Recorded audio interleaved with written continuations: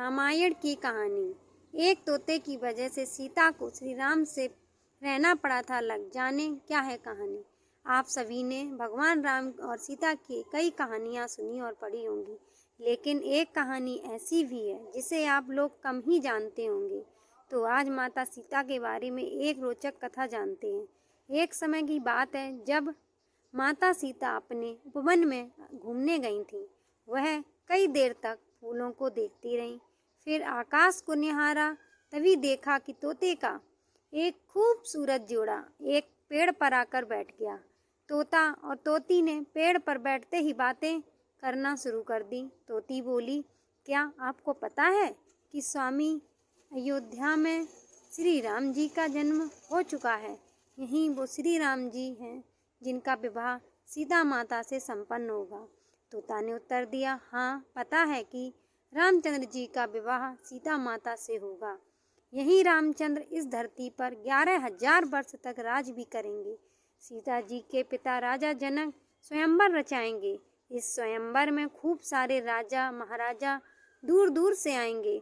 वह सभी राजा जनक द्वारा रखे गए धनुष को तोड़ने में असमर्थ होंगे। फिर दशरथ के पुत्र श्री राम उस धनुष को तोड़ेंगे और सीता जी उनको वरमाला पहना देंगी। सीता जी उनकी बातों को ध्यानपूर्वक सुन रही थी। सीता जी को बहुत उत्सुकता हुई अपने भविष्य को जानने की। वह उन दोनों के पास गई।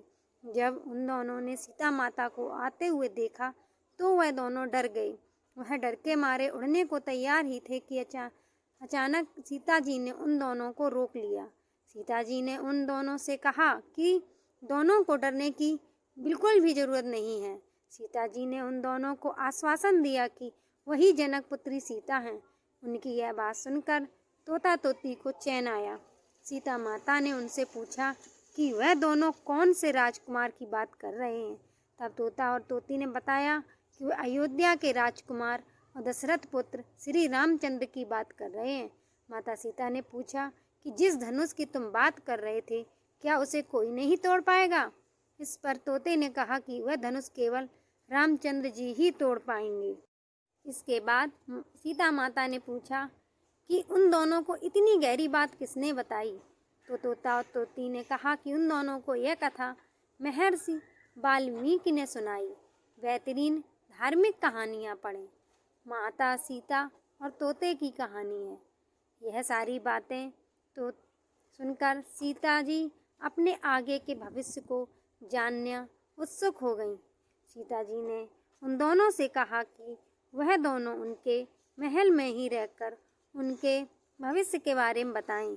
तो इस बात पर तोते ने कहा कि क्योंकि उसकी पत्नी गर्भवती है, इसलिए वह अभी तो महल नहीं चल सकते हैं, लेकिन बच्चे के जन्म के पश्चात वह दोनों सीता जी के महल जरूर आएंगे। लेकिन सीता माता उनकी बात को मानी नहीं और वह उन दोनों को महल में रुकने के लिए बाध्य करने लगी। जब वह दोनों सीता जी की बात नहीं माने तो सीता माता ने उस तोती को कसकर पकड़ लिया। तोती ने कहा कि कृपा करके सीता जी उसे छोड़ दें। तोते ने भी बहुत गुहार लगाई, पर सीता जी नहीं मानी। वह तोती को अपने राजमहल ले जाने के लिए उड़ चली। तभी तोती ने कहा कि वह आखिरी बार कहती है कि उसे सीता जी छोड़ दें, वरना वह उन्हें श्राप दे देगी। इस बात पर सीता जी ने कहा कि राजकुमारी को कभी श्राप नहीं लगता है।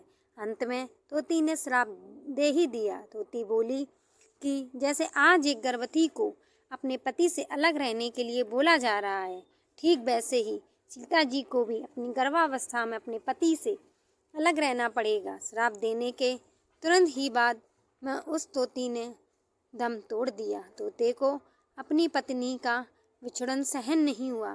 तोते ने भी सीता जी को श्राप दे दिया कि अब आने वाले समय में वह तोता ही एक इंसान के रूप में जन्म लेगा और वही श्री राम को सीता जी को महल से निष्कासित करने के लिए बाध्य करेगा।